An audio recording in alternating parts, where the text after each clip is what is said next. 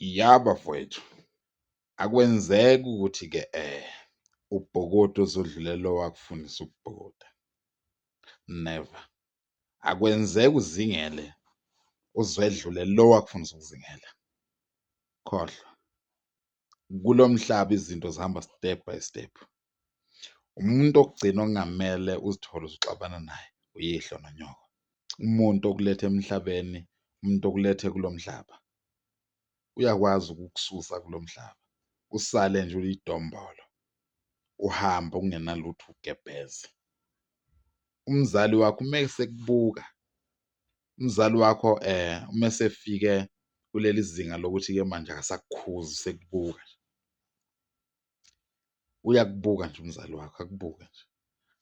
Awuseyena umuntu, ubuntu sebusukile kuwe. Kungamnandi ujabule uthi mina ubaba usethambile, mina umama usethambile. Ya, uthambile.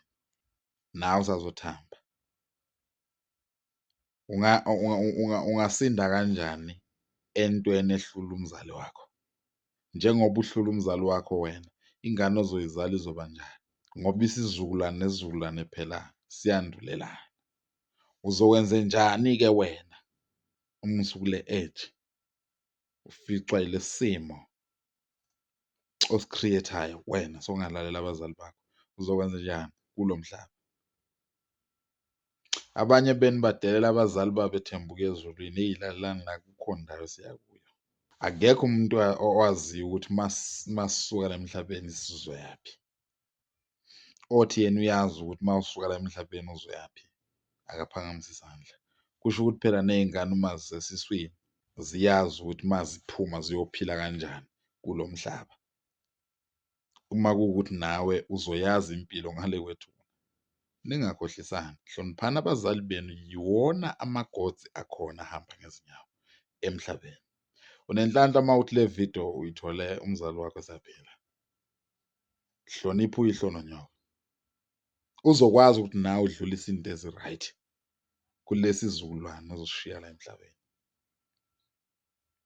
Akujabulisi ngempela ukubona umuntu ephila kulo mhlaba engazuthi mhlawumbe wazalelwa entabeni etsheni. No. Ma umuntu practice uzoba right. Hlonipha abazali bakho kuqala, ngisho ungahlonipha umfundisi, hlonipha umzali wakho. Yenza izinto ezithandwa. Uyazi umzali ngisho engayisela, kodwa uma esekhulile uzokutshela ukuthi le nto mntanami ayinakusasa le nto ayibhadali. Hlonipha umzali wakho. Awukwazi ukusuka la uyohlonipha umfundisi umzali wakho ekwatile. Ayenziwa la.